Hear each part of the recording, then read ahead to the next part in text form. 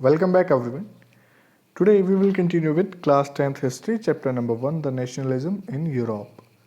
In the last lecture, we have discussed about the revolution of the liberals in 1848, the hunger, hardship, and popular revolt. So, in today's video, we will discuss about the making of Germany because this was the result of those revolutions. जो revolutions आपके आंदोलन अब तक हुए थे उनकी वजह से जो है किस लिए किए जा रहे थे, वो एक नेशन को बनाने के लिए किए जा रहे थे। तो नेशन को बनाने के लिए जो रिवोल्यूशन हुए आपके, उनमें हम देखेंगे कौन कौन से नेशन उसकी वजह से डेवलप हुए आपके। So first one is the making of Germany. So this one is Germany. हमने अभी तक डिस्कस किया जो आपका प्रूशिया वाला हिस्सा था, जो डिस्कस करते आ रहे थे आपका जो, तो प्रूशिया के अंदर आपका कैसे प्रूशिया एक जर्मनी के रूप में, एक यूनाइटेड नेशन के रूप में डेवलप हुआ, we will discuss about that. First thing is, can army be the architect of a nation? तो कोई भी कंट्री के लिए आर्मी उस देश को, उस नेशन को डेवलप करने के लिए, उसका ढांचा तैयार करने के लिए आर्किटेक्ट हो सकता है उसका? बिल्कुल हो सकता है। So how nationalist sentiment were often mobilised by conservatives Germany and Italy. हमने अभी तक लास्ट में देखा था आपके जो कंजर्वेटिव्स ने है जो अपने अंडर जो है कंट्रोल ले लिया था कुछ इलाकों का, ठीक है। बट जो आपके मिडिल क्लास और जो आपके पीजेंट क्लास थे, आपके पीजेंट वगैरह थे, वो नेशनलिस्ट की फीलिंग, नेशन की फीलिंग को जो है आगे बढ़ाने के लिए कोशिश कर रहे थे। बट यहाँ पे जो आपका नेशनलिस्ट वाला सेंटीमेंट था वो अब आपका कंजर्वेटिव लोगों के द्वारा जर्मनी और इटली के द्वारा भी जो है फॉलो किया जाने लगा, जिसमें जर्मनी और इटली के अंदर भी कंजर्वेटिव ने, वाई, क्योंकि अब उन्होंने देखा कि भाई एक हम चाहे कुछ भी कर लें, बट अगर जब तक एक नेशन के रूप में, एक राष्ट्र के रूप में इकट्ठा होके नहीं रहेंगे तो उस चीज़ का कोई फ़ायदा नहीं है, ठीक है। तो इसमें एक तो रीज़न रहा आपका फेलियर ऑफ 1848 रेवोल्यूशन, जो आपका हमने देखा था जो फेलियर हो गया था 1848 वाला रेवोल्यूशन जो मिडिल क्लास ने किया था आपका जो, बट वो फेल हो गया। From then Prussia took up the responsibility for national unification.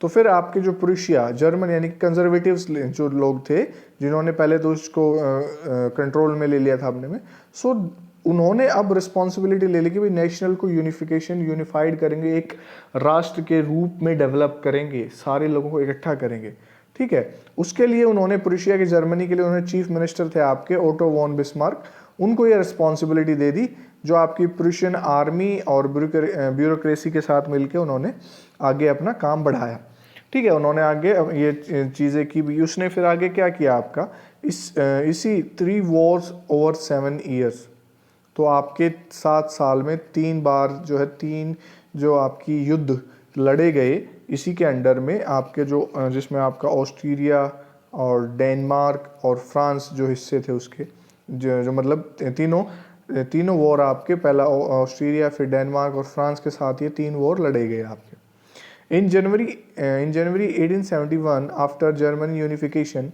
Kaiser William one was proclaimed German emperor, ठीक है। तो अब 1871 में जब इन्होंने जर्मनी को पूरी तरह से यूनिफाइड कर लिया, एक राष्ट्र के रूप में जो उन्होंने उसको इकट्ठा कर लिया, तो अब उन्होंने क्या किया, अब जो केसर विलियम था उसको जो है जर्मन एम्परर के रूप में एस्टेब्लिश कर दिया। The new state place strong emphasis on modernising currency, banking, legal and judiciary. तो जो नया स्टेट डेवलप होकर आया उसने किस चीज़ के ऊपर ज़्यादा एम्फेसिस किया, जोर किस बात पे डाला, जो मॉडर्नाइजिंग करेंसी, बैंकिंग और लीगल और जुडिशरी सिस्टम थे आपके, जो ये इन चारों सिस्टम के ऊपर जो उसने ज़्यादा जोर लगाया। So that's how the Germany unified, Germany का जो है यूनिफिकेशन हुआ। Now we will discuss about the Italy unified, how Italy unified. तो इटली कैसे यूनिफाइड हुई आपकी, उसके लिए हम जो है आपके इटली के जो पार्ट्स पहले देख लेते हैं कि उसका वो कैसे डिवाइडेड थी आपकी इटली। उसमें देखिए आपका ये आपकी मेनली नॉर्थ जो आपका था हेम्सबर्ग वाला हिस्सा, वो ऑस्ट्रेलियन के लोगों के, ऑस्ट्रेलिया के कब्जे में था, ठीक है। उसके बाद सेंटर वाला आपका था जो, वो था आपका सेंटर जो पेपल स्टेट आपका, सॉरी, वो जो पॉप के द्वारा रूल किया जाता वहाँ पे, तो उसके कब्जे में था आपका। लास्ट साउथन में जो था आपका, ठीक है, साउथ स्टेट जो था आपका, बर्बन जो था किंग ऑफ स्पेन के कब्जे में था, ठीक है। जो आपके ये दोनों कॉर्नर है, किंग ऑफ बोथ सीशल्स जिनको बोला जाता है, ठीक है। ये नीचे दोनों वाले ये कॉर्नर दोनों, ये किंगडम ऑफ बोथ सीशल्स, ये बर्बन स्पेन के किंग के कब्जे में थे।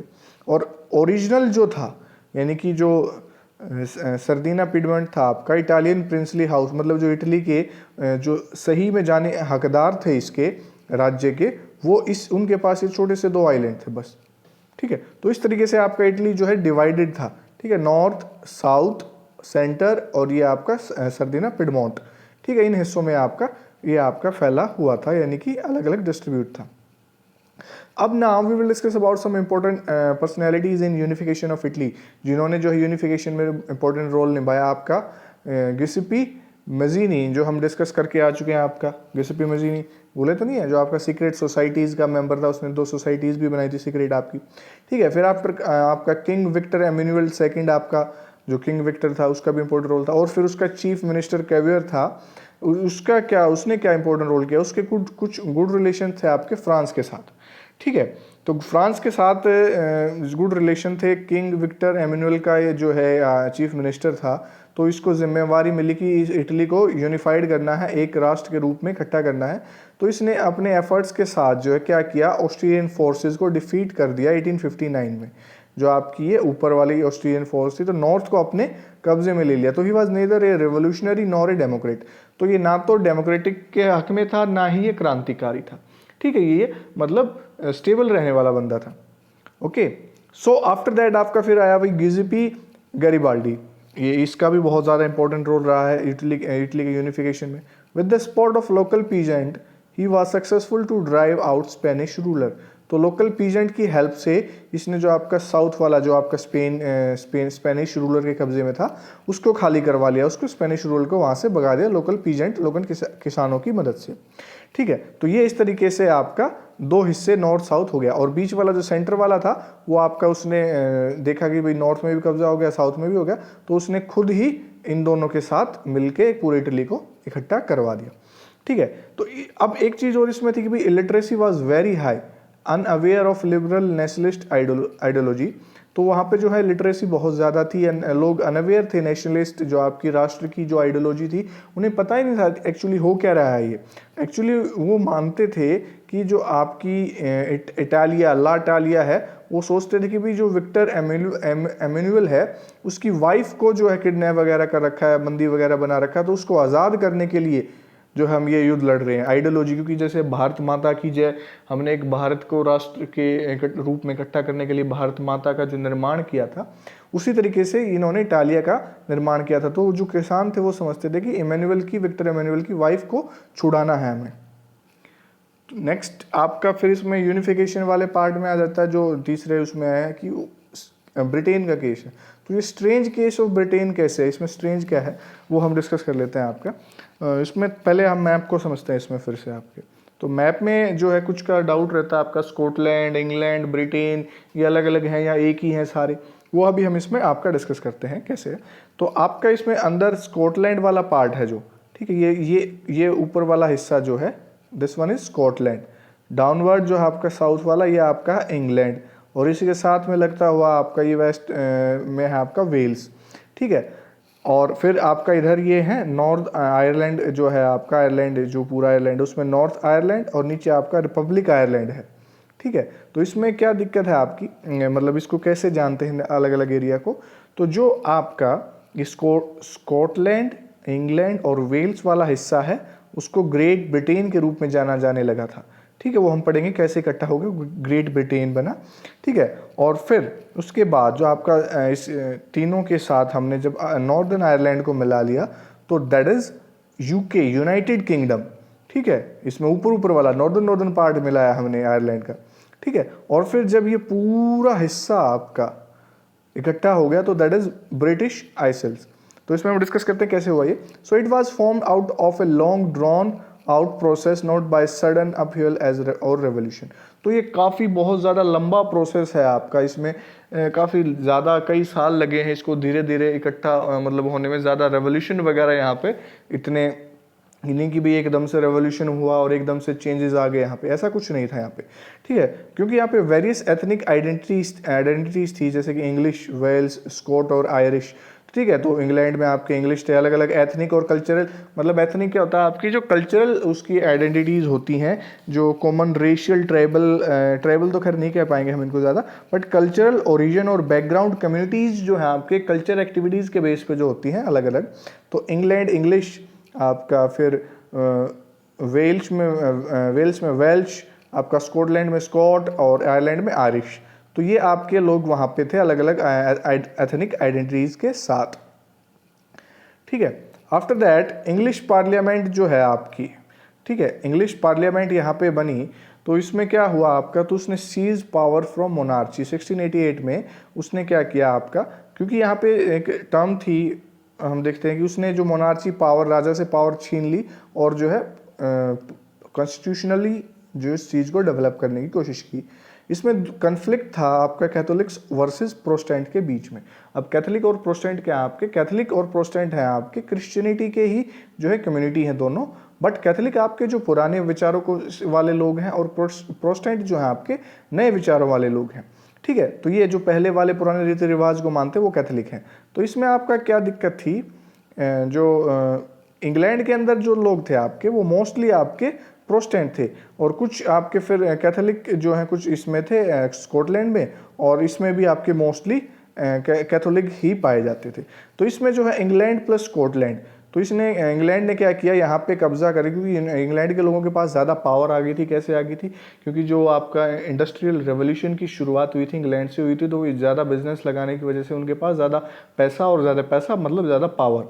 तो उन्होंने क्या किया, स्कॉटलैंड के लोगों को ज़्यादा पावर देके उन लोगों को अपने मतलब स्कॉटलैंड को अपने साथ मिला लिया उन्होंने, ठीक है। तो इंग्लैंड और स्कॉटलैंड यूनाइटेड ऑफ किंगडम, जो आपका एक्ट ऑफ यूनियन 1707 में पास किया गया, जिसके बाद इसको इंग्लैंड और स्कॉटलैंड को मिला लिया, और वेल्स को, ठीक है। अब केस ऑफ आयरलैंड, आयरलैंड के साथ क्या हुआ कि ब्रिटेन सपोर्ट टू प्रोटेस्टेंट, तो ब्रिटेन जो आपका ये बना था ग्रेट ब्रिटेन, तीनों से मिलके, तो इसमें क्या हुआ था, ये लोग क्या करते थे, ये स्कॉटलैंड वाले जो इस एरिया में आपके नॉर्दर्न वाले में क्या होते थे आपके ज़्यादा प्रोटेस्टेंट थे, कैथोलिक भी थे बट प्रोटेस्टेंट भी ज़्यादा पाए जाते थे।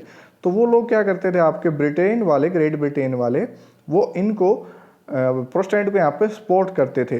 तो failed revolt by Wolfe Tone and his United Irishman, तो इसने जो यहाँ पे आयरलैंड के खिलाफ, इनके खिलाफ जो है आयरलैंड में आयरिशमैन के साथ मिलकर आपका जो 1798 में एक रिवोल्ट किया, जिसकी वजह से वो चाहता था कि इनको भगा के इंग्लैंड वालों को अपना आयरलैंड को अलग रख सके, बट वो फेल हो गया, और आपका फिर आयरलैंड प्लस ग्रेट ब्रिटेन 1801 में इकट्ठा हो गया, ठीक है। तो आयरलैंड और ग्रेट ब्रिटेन आपका मिलके एक इकट्ठा बन गया।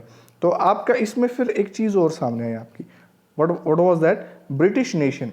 तो अब कोई भी नेशन डेवलप हुआ है, चाहे वो आपका इंडिया में, चाहे जर्मनी में, चाहे आपका इटली में, तो नेशन को इकट्ठा करने के लिए जो वहाँ पर कोई ना कोई उसको रूप देना पड़ता, दैट वाज ब्रिटिश फ्लैग। उन्होंने यूनियन जैक, जो आपके इंग्लैंड में झंडों में देखते हैं आप, इस तरीके से आपको देखने को मिलते हैं, तो उन्होंने ब्रिटिश फ्लैग डेवलप किया, नेशनल एंथम जो God save our noble king, और इंग्लिश लैंग्वेज का ज़्यादा यूज़ किया। तो इस तरीके से आपका जो है ब्रिटेन यानी कि यूनाइटेड किंगडम भी अलग मतलब अलग अलग थलग था, जो वो यूनिफाइड हो गया, यूनाइटेड बन गया।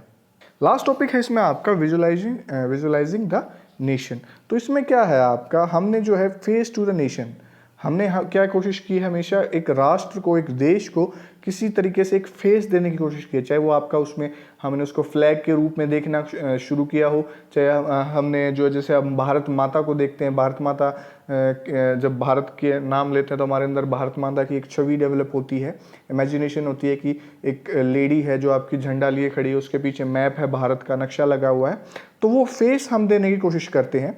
तो that is personification of nation, representing the nation as if it were a person. तो पर्सोनिफिकेशन ऑफ नेशन क्या है कि उसको इस तरीके से रिप्रेजेंट करना कि वो कोई पर्सन है, कोई आदमी है, ठीक है, इस तरीके से उसको रिप्रेजेंट करने की कोशिश की हमने।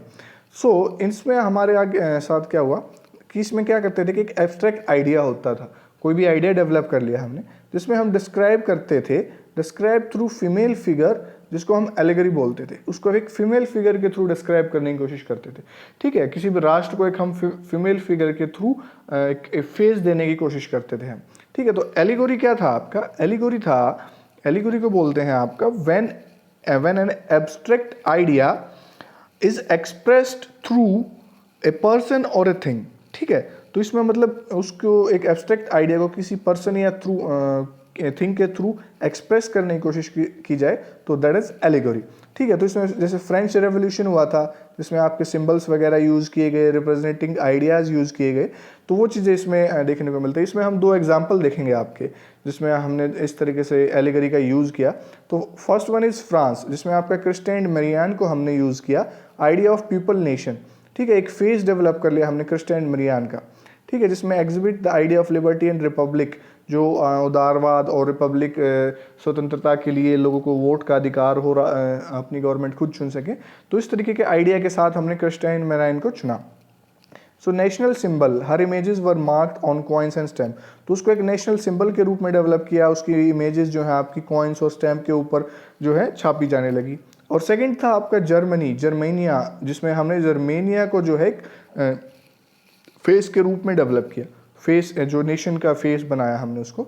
सो in representation on she wears a crown of oak leave, जो आपका ओक ट्री होता है, ओक ट्री का, तो उसमें रिप्रेजेंटेशन में क्या करते थे, उसमें जो है वो क्राउन पहनती थी ओक लीव्स का, ओक ट्री के पत्तों का बना हुआ। और जर्मन में ओक स्टैंड फॉर हीरोइज्म, तो जर्मन में ओक ट्री जो है आपका हीरोइज्म के लिए जाना जाता है, तो इसलिए जर्मेनिया को जो है ओक ट्री का जो है आपका क्राउन पहनाया जाता था। ओके, इसमें नेक्स्ट आपका जो है लास्ट छोटा सा टॉपिक है, that is nationalism and imperialism. तो नेशनलिज्म और इंपीरियलिज्म में क्या फ़र्क है आपका? नेशनलिज्म तो है भाई किसी भी राष्ट्र को एक फेस के रूप में देना, अपने राष्ट्र को जो है हम कहें कि जैसे भाई हमारा राष्ट्र सबसे सर्वोपरि है, हमारा राष्ट्र बेस्ट है, हम अपने नेशन को बढ़िया मानते हैं, भारत हमारा महान है, हमारी आर्मी बढ़िया है। बट वो चीज़ें आपकी ब्रिटेन में हुई, हमने देखा था ब्रिटेन जो खुद को महान मानने लगा था, वो अपने देश की बड़ाई करने लगा था, राष्ट्र को अच्छा मानने लगा, तो नेशनलिज्म की फीलिंग डेवलप होने लगी थी।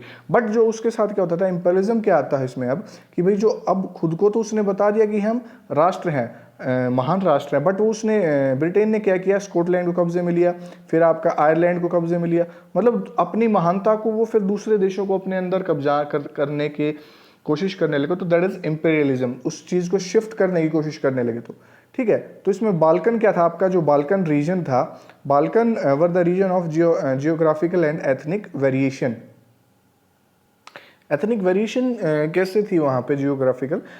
आपने मेडिटेरियन सी के बारे में सुना होगा, जो आपका यूरोप और एशिया के बीच में लगता हुआ रीजन है। तो इस मेडिटेरियन रीजन के पास का जो लगता हुआ रीजन था, ये आपका बाल्कन रीजन था। तो ज्योग्राफिकल और एथनिक यहाँ पे बहुत ज़्यादा वेरिएशंस देखने को मिलती थी, अलग अलग जो है आपके कल्चरल के लोग यहाँ पे पाए जाते थे, और जियोग्राफिकली भी यहाँ पर बहुत ज़्यादा डिफ्रेंशिएशन था। तो मॉडर्न डे जो आपका बाल्कन रीजन है वो क्या है, modern day Romania, Bulgaria, Albania, Greece, Macedonia और क्रोएशिया जो थे, वो इस आपका जो मॉडर्न जो आपका बाल्कन रीजन के अंदर, जो आज के टाइम पे ये वाले स्टेट राज्य हैं आपके, वो इसके अंदर आपके आते हैं। ओके, और इसके बाद जो इन रीजन में लोग रहते हैं उनको स्लाव्स कहा जाता है। ठीक है, स्लाव्स। और इसमें इसके ऊपर जो मोस्टली आपका ऑटोमन एम्पायर था, जो हमने देखा था ग्रीक के पास आपका जो मुस्लिम डोमिनेंट एरिया था ऑटोमन एम्पायर, तो कुछ हिस्से पे इसका बाल्कन रीजन पे ऑटोमन एम्पायर का कंट्रोल था। तो इसका क्या हुआ था, बाल्कन रीजन के अंदर आपका डिसइंटीग्रेशन हो गया था, वो क्यों अलग होने लगा था, तो many countries broke away and declared independence. ठीक है, क्योंकि खुद को अलग कर लिया और खुद को इंडिपेंडेंट घोषित कर दिया, तो ऑल बाल countries seeks to capture more and more territory.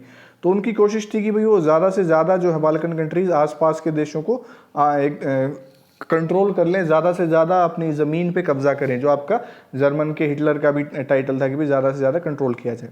तो ये एरिया ऑफ इंटेंस कन्फ्लिक्ट बन गया कि वहाँ पे बहुत ज़्यादा लड़ाई झगड़े की दिक्कत आने लगी। बट मेन प्रॉब्लम कब हुई आपकी, जब सीन ऑफ पावर राइवलरी, तो यहाँ पर जो आपकी जो है पावर, बड़ी पावर आने, जो पावर कंट्री थी, बिग पावर कंट्रीज थी, वो बीच में आ गई। इसमें जैसे रशिया, जर्मनी और इंग्लैंड वगैरह जो आपकी बीच में आई, और ऑस्ट्रिया, हंगरी वगैरह, तो इनकी वजह से दिक्कत आई। और क्यों आई, क्योंकि वो भी चाहते थे कि उनकी भी ज़्यादा ज़मीन मिले, ज़्यादा टेरिटरी मिले, तो ज़्यादा पावरफुल वो लोग बने।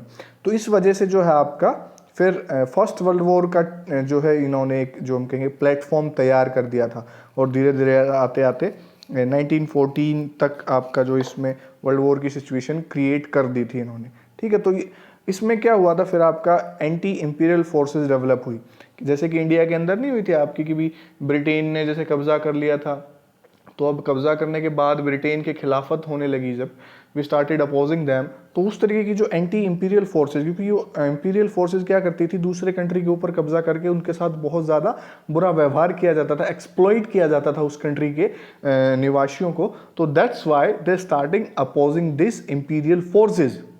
So that's all for today. ये आपका चैप्टर जो है आज खत्म हो गया है। In the next video we will do some question answer of this chapter. So thank you so much.